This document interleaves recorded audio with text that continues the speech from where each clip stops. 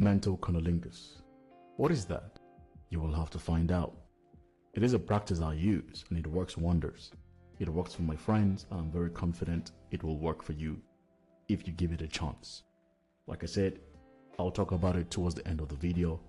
I highly suggest you stick around and you will definitely pick up something. See you there. So why are more men having less sex? This article that I'm going to read through, or scan through rather, is written by Joe Elvin. He writes this article. I will scan through the article, pick up some key points, and then drop my opinions on this topic. I find this very interesting because phenomenon that I've personally observed, because I'm 27 years old. I am no Casanova by no means, but I do okay for myself in this regard. Because I spend a lot of my time surrounded by young guys due to my sports, the nature of my work, my life, I see this firsthand. So I have some thoughts on this. The article will be in the comment section. I'll pin it. It will also be in the description so you can refer to it as you wish. Let's begin. Young male virginity is on the rise. The obvious question is why? He goes on to say the smartphone generation, blah, blah, blah. And I find this paragraph very interesting. It says, along with smartphones came dating apps. The release of Tinder in 2012 made online dating popular for the masses. Hundreds of copycat apps soon followed. Now, dating apps are among the most common way for young adults to meet a romantic partner. Dating apps and social media have undoubtedly made it easier to connect with an attractive stranger. So, why is it that guys are hooking up less? And he goes on to explain, gives us his explanation, and he says, the reason is women have only been interested in hooking up with top-tier men. There are plenty of studies which prove this, including one which shows that the top 78% of attractive women are only swiping right on the top 20% of attractive men. While top-tier men have been cleaning up on dating apps, most average men are struggling to attract one match per month. Now this is true. This is definitely true. And this is the dynamics of social media. I think of dating apps and also social media to an extent, but let's focus on dating apps. I think a lot of people forget that at the core of dating apps is profit making, profit generation. These are businesses. Their job is not to get you a date, because if you get a date, you're going to leave the platform, which defeats the purpose of the platform. Their goal is to keep you on there for as long as possible, which means they're going to, give you a bit of hope, give you some beautiful profiles that you can swipe right or left on, fake messages sometimes. You think it's a beautiful woman who messaged you, but it's a bot or something, a marketing campaign from the company masked as a beautiful woman, And this is to keep you hooked on the platform. I had a friend of mine who is conventionally attractive, a guy. He's 6'5", bearded, charismatic, and this guy gets at least 3 matches per day. 3 matches per day. And the quality of girls he's getting are really high quality. I've seen it. So when he goes on dating apps, he loves dating apps because it works for him. And he's successful too, so he has the money. He fits into this classification, I guess. It works. Now you have guys who are not like that, who are not 6'5", who are not maybe the best looking, who are not that charismatic, who can't present those things that my colleague is presenting. They are ignored. I saw a guy's profile on dating app and he was getting maybe 1 match every 2 weeks, and it was typically some old woman who just was maybe not getting the kind of matches she liked and just wanted somebody to make her feel important, and she messaged him and matched and whatever. My point is, there are two sides to this spectrum. Two big sides to this spectrum. So I agree with his first point. It makes sense.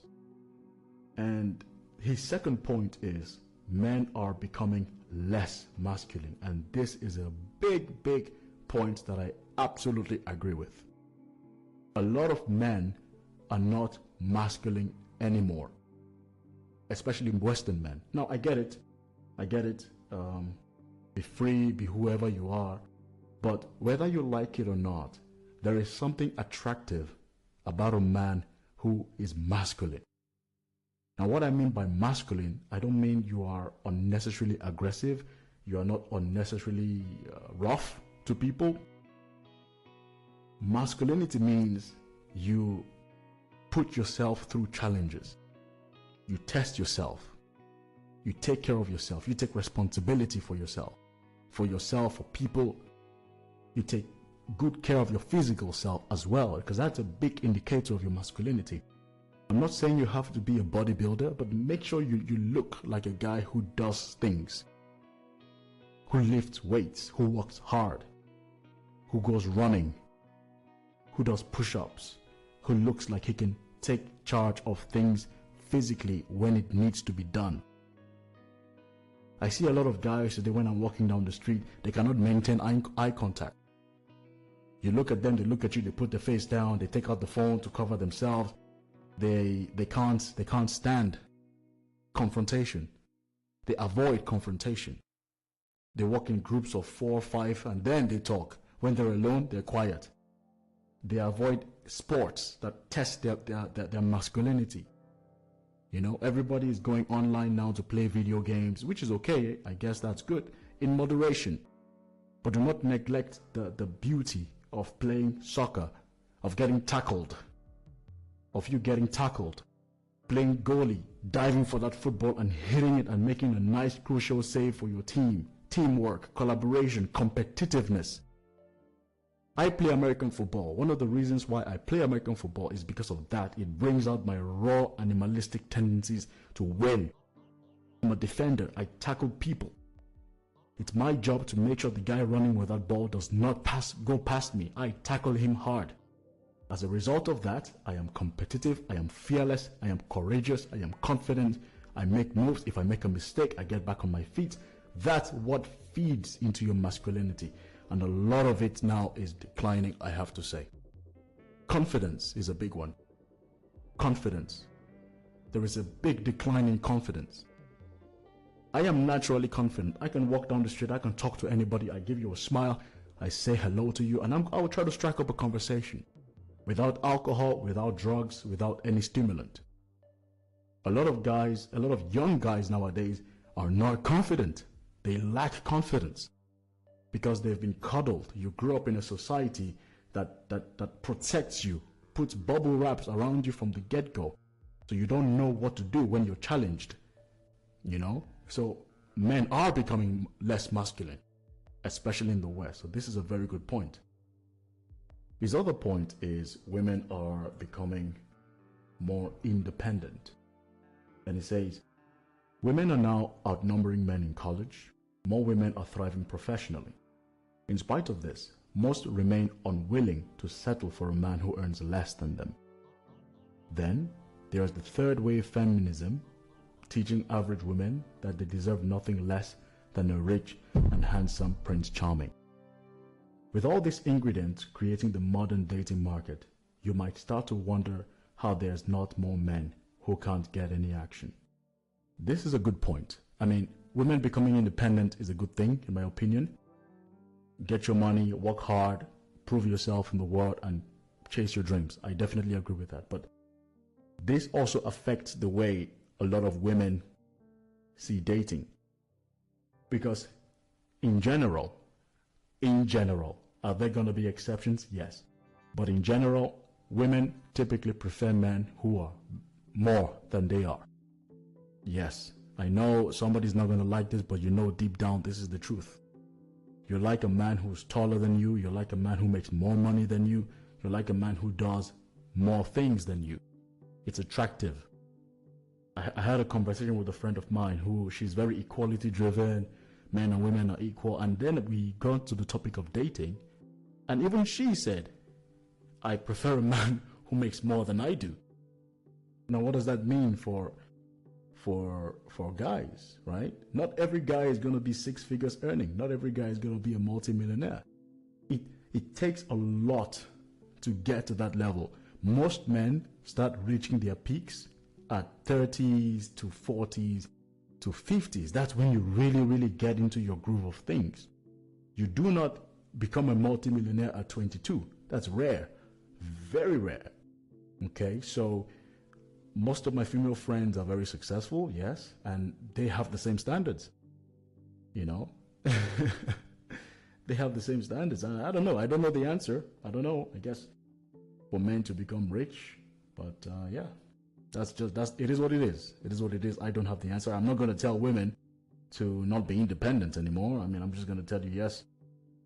Well, I guess all I can say to this is yes, be independent, but understand that if you want to date, you also have to make some compromise. And I don't call it settling. I don't like that word settling. We as men, we don't really care what the woman makes for the most part. It's, yeah, if you have a pretty face and you're good, that's all right. I don't care if you work in McDonald's or you clean toilets. If you're nice and you're sexy, we're good. But for women, it's the other way around. And I understand why it is the other way around, because in the event things go wrong, or you have a child, or there's some type of disease, it affects the woman more than it does the man. So it makes sense that women have such high standards. I can see things from their perspective as well. Now, he goes on to talk about what you can do to improve yourself as a man. But I want to focus on a specific solution that I think helps to cut through a lot of the BS that we have on the modern dating market, which exists, all right? Now, the ladies might not see this because they are the ones who make the decisions, right? Who goes on a date or who gets to have sex and whatnot. But they typically don't understand how really tough it is for a man to get a date, how tough it is for the average man to just have a companion. But this is the solution I have. As a man, you need to do an inventory of yourself. What do I mean by that? Ask yourself, what do I have? What are my physical traits? How tall are you? How buoyant are you? How muscular are you? What are your physical traits? Take everything down on a piece of paper. Write that on the left side of the paper. Look at your personality. What is your personality? Are you extroverted? Are you introverted? Are you charismatic? Are you funny? What are those things that set you apart? Or rather, what are those things that makes you you? Ask yourself those very honest questions. Write them on the left side of the paper. Look at those two things on the left and on the right. What can I improve? That should be the question you should ask yourself. Physically, how can I optimize my body? Number one. How can I optimize my career? How can I optimize my studies? What do I like to do? What do I love to do? What am I passionate about? I love talking into a mic, hence I'm doing YouTube. I love talking to people, creating value, bringing people together, hence I work in sales. What is your version of that? I understand that. I work hard. I have a very high work ethic. I am ambitious. So those are things I have to build around. And this is where mental conilingus comes in. I can talk to people. Notice I didn't say women, people. I can talk to people. And where does the conilingus part come to this? It's stimulating people with conversations. Listen, active listening. What are they talking about? Can you expand on that topic that they like talking about? It's all about them. The spotlight is on them. I have gotten more women by just listening and asking questions, and they tell me everything I need to know. And it's genuine. I'm not forcing it. It works. I remember once I was walking down the street and I saw a girl. She had she had jewelry on her leg. It looked handmade, handcrafted. And I walked up to her and I told her, hey, look, I love your leg jewelry. It looks really nice. Did you make it yourself? Then she proceeded to give me a 2-minute spiel of art and why she did it and what it means. And we just started having a conversation. We had a conversation. We spoke about craft, music, sports, and we parted ways.